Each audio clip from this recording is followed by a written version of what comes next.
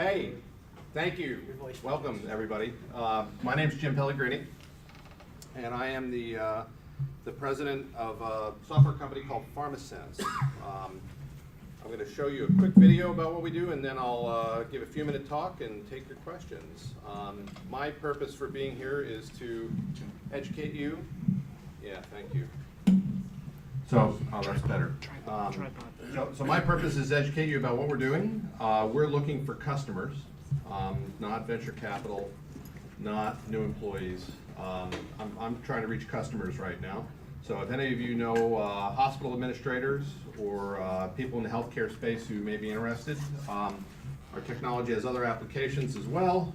We realize this, so you can save the licensing questions. We're on that, but I'm going to tell you about what we're doing in the healthcare space. Did you know that the inventory optimization a pharmacy technician does in 1 year can be done in less than 2 days? PharmaSense has developed the first software to analyze hospitals' actual drug usage data to correctly recommend how to stock drugs without buying too much, stocking out, or placing it where it isn't needed. And we have the only spatial optimization software for Pyxis and Omnicell. Call us now for a free consultation on your hospital. Y'all like my 30-second video?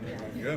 Got a lot of feedback from customers over a period of about a year. They said it's not simple enough. It's not simple enough. It's not simple enough. Hopefully that's simple enough. I'll give you one more example, make it a little bit simpler. Have any of you, I see that there are people of a certain age, my age, in this room, so probably you've heard of this. Have any of you heard of Swedish death cleaning? Any of you? Oh my. You need to educate yourself about this. Could you repeat that? Swedish death cleaning. Have you heard of Swedish death cleaning? Is that death or death? Death. D-E-A-T-H. So the idea is, in Sweden, apparently, it's a cultural norm that when you get to be, late 40s, early 50s, basically, you're supposed to get your stuff together.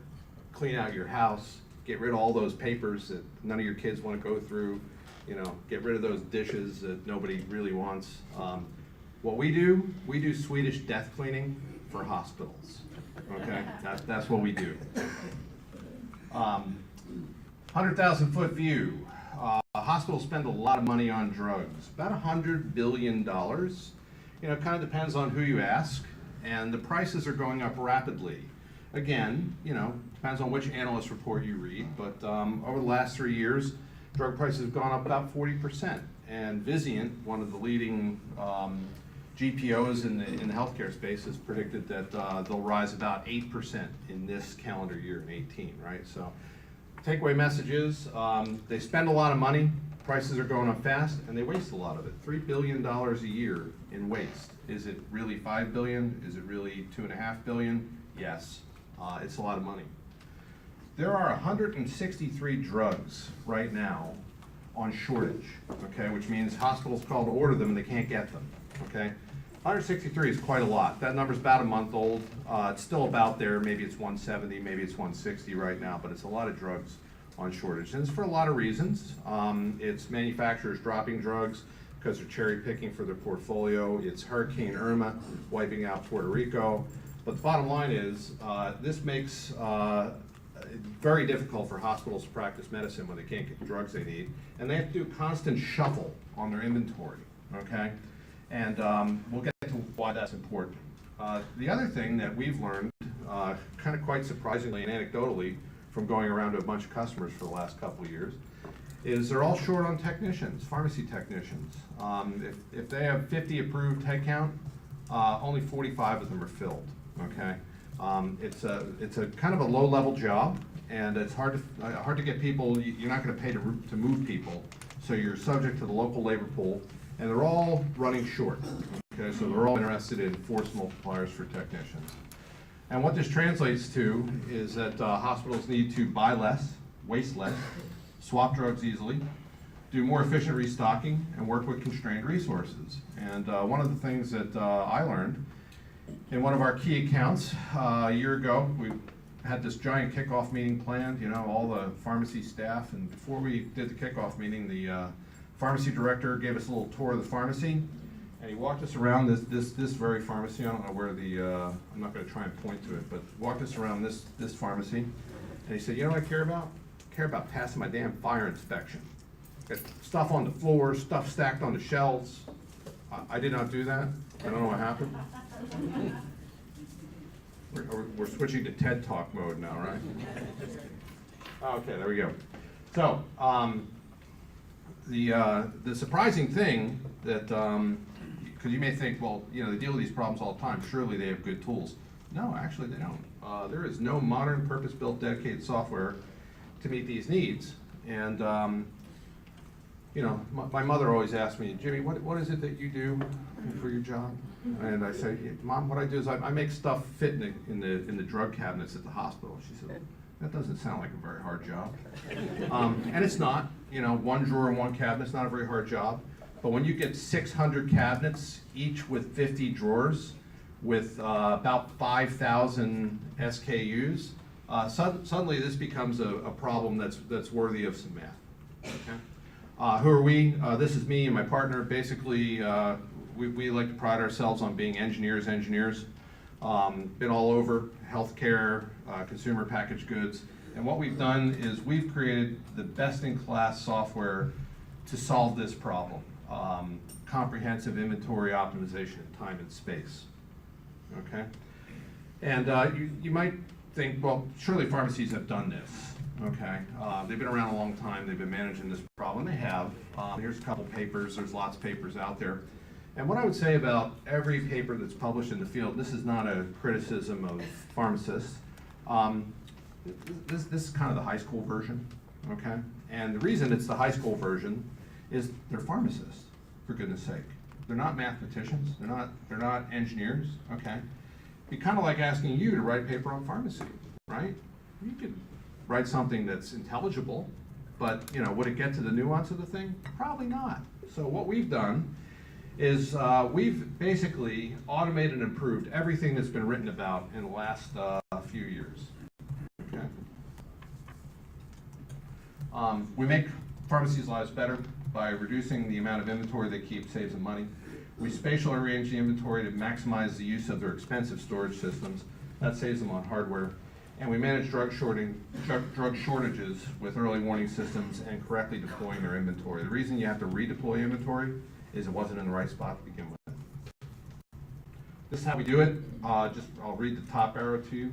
We do an operations assessment, figure out what are the physical obstacles in the hospital. Do you have a bunch of elevators you have to go up and down every day?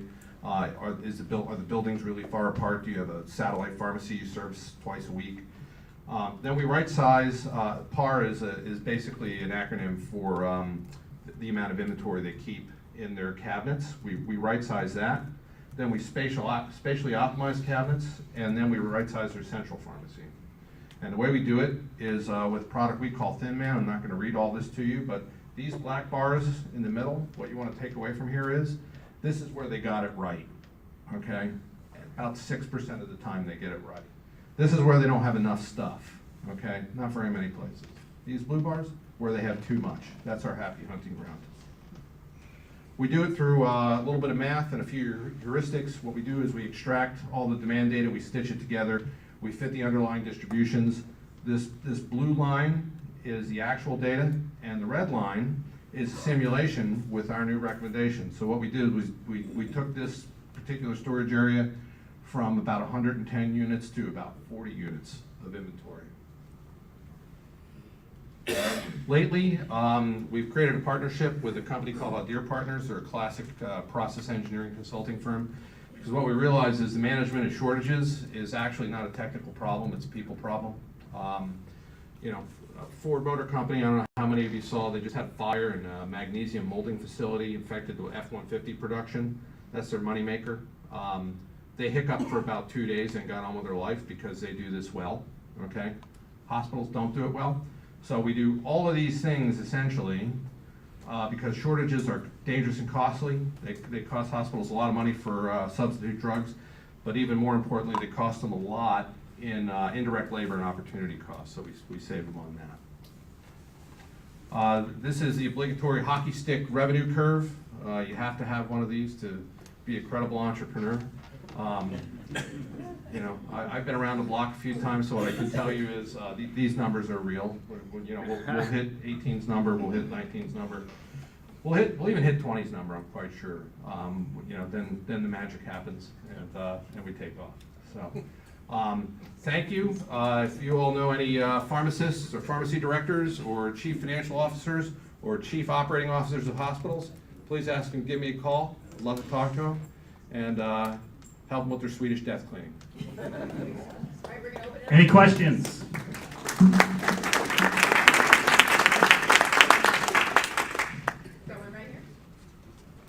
I'm not from the pharma space, so this is just, but I am from consumer packaged goods, so just as a general interest, is the root cause of this issue the hospital's inability to manage inventories, or is the distributor, pharma, principal, provider part of the problem in terms of pushing inventories into the trade?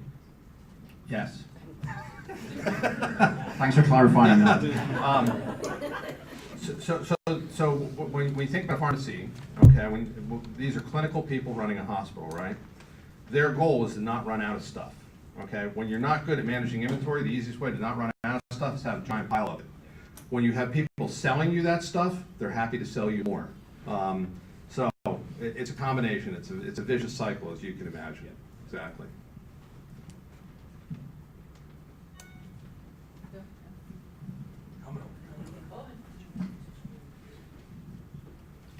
This looks like an interesting business, first of all. And the software pretty much devoted to the management of the right level of inventory. But all the rest of what you're doing seems like a consulting business. Oh. So when I look at the hockey stick starting in 2021, how are you going to actually accomplish that when it appears that this is very people intensive to actually scale it up? Yeah, it's a good question, right? Originally, we thought we would sell SaaS software as a service, that we would give hospitals access to this kind of platform. They could upload their inventory data, generate the results themselves.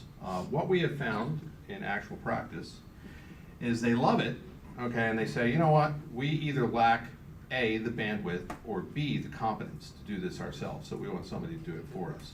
So what we've done over the past 6 months is really cook this down to be super simple. So my partner and I, like I said, engineers engineer, our idea of a good time is build it once, run it a million times. So we have put a lot of thought into repackaging this and defining what is the minimum problem and solving that problem over and over again. The first time in the hospital is a bit of a consulting project, okay? And then we set up basically an automated extraction, run, and update of their inventory systems. We'll still have to wind up going in probably once a year. We imagine kind of levels of premium service, like you could have a self-serve operation, which everybody will start with because they'll think, I can do this myself, save some money. And then they'll say, you know, we need a little bit of help. So then, you know, they call you up and get a little bit of help, and then they finally come out and say, why don't you all just do this for us? So we are thinking about strategies to outsource that people work, but you're exactly right. And honestly, that problem was a bit of a surprise to us. We thought for sure that they would be all about doing this work themselves because they do it now. And when they found that somebody else could do it for them, they were just as happy to say, you go ahead and do it. Hi, thank you. Nice presentation. So what would be your approach to integrating with other systems, or is this something that is primarily at this juncture standalone? So the answer is, we've built a technology agnostic platform, okay? So we extract data from lots of different inventory systems. And, you know, anybody who knows anything about analytics knows that the magic actually isn't magic. It's getting the data into a form that fits into the algorithm. So we spent a lot of time doing that. We would love to sell it to somebody who would basically make it a part of their system, and it would no longer be technology agnostic. They would make it would be Pyxis brand, it would be Omnicell brand. In the meantime, they're kind of stuck on their selling of hardware model, which in my opinion is a little bit old-fashioned. You know, they say, well, you know, why would I want to help my customers use less hardware? Okay, because when they fill it up, then they buy more hardware. And, we try to tell them because they'll pay you more. They don't want the hardware, they buy it because they have to. So right now, technology agnostic works with a lot of systems. We're working hard to make it more technology agnostic, but we'll sell the dream at some point. Hi, seems like a slam dunk. Are there any competitors in this space? Slam And dunk. who are they? Famous last words, slam dunk. Well, that's why I said it seems like. Yeah, so yeah, there are competitors. Our main competitor is a curmudgeon with a pencil and a spreadsheet that works in a hospital and says, damn, I can do this, I'll do it now. And they do it kind of okay, but not great. So that's the number one competitor. Number two competitor, number two, A, B, C, D, are the companies that sell the hardware. Because they all say, we do this, except they don't really. They're kind of doing the Freddie Flintstone version of this. So they lack sophistication, but what they lack in sophistication, they make up for in scale and confidence. So they come out and say, why would you buy from those itty bitty guys? We do this for you. So there is that competition. There's also this emerging movement of people who want to manage drug shortages. We've been pulled into the drug shortage management business reluctantly, okay? Because as engineers, we believe this is a process problem you should be solving yourself. Has nothing to do with technology. The fact of the matter is everybody's wrapped around the axle on it, and it's attracting a lot of people who, in my opinion, have some Band-Aid kind of solutions, but they're making a lot of noise in the space. The real problem is how customers buy stuff, okay? These customers, they want to buy stuff from people they already spend a lot of money with. So when I walk in and say, I want you to spend $250,000 with me, and they say, well, you're a new vendor, this is an expense, not a capital cost. I have to justify the project, I run all the way up to the CFO. I have to create a purchase order, I get you in my system. Geez, can't I just buy this from Cardinal or McKesson or AmerisourceBergen, people I buy my drugs from? So we're talking to them about teaming up and having them sell it. They're a potential competitor too. Can I just ask you to explain, you said it's wrapped around the blank line, and I don't know what that means. Around the axle. Wrapped around the axle? Yeah, what does that mean? Did you ever get your pants caught in your bike chain? That's kind of the idea. Basically, you get all jammed up and then go over the handlebars. Hi. This seems to be possibly connected with the opioid crisis, where extra drugs may be ending up in that market. Is that something that you can leverage in terms of marketing to try to push for this, to try to help assist with that situation? Because that's in the news more right now. We'd like to make it about that because that's what gets people's attention these days. But no, the fact is we help keep the inventory levels at the level they need to be. What drives drug demand is patient need. And again, we're a professional solution. The opioid crisis is really kind of about consumer opioid abuse. I mean, there is opioid abuse in hospitals. Obviously, you hear about people pilfering drugs and whatnot. But it's a problem they manage now in hospitals. So no, sadly, we cannot make that marketing claim. Jim, Yeah. does Epic have a solution for this, or? So when you look at Duke and UNC and WakeMed, they're all in Epic. Is Epic playing this space? No. So Epic is really about patient records first, and not about inventory management. Epic does have drug inventory in its system. It knows what drugs are available in the hospital, but it does nothing to manage the level of the inventory in space and time. No, they do not, but they could. I'd sell to them.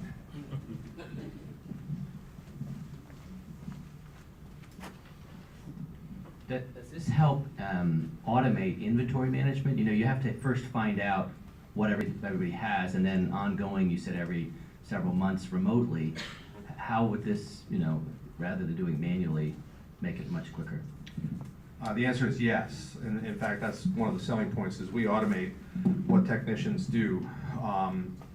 I was kind of being generous in the video. Everybody likes to think they do this in a hospital, but this is the first thing to give when you run out of labor.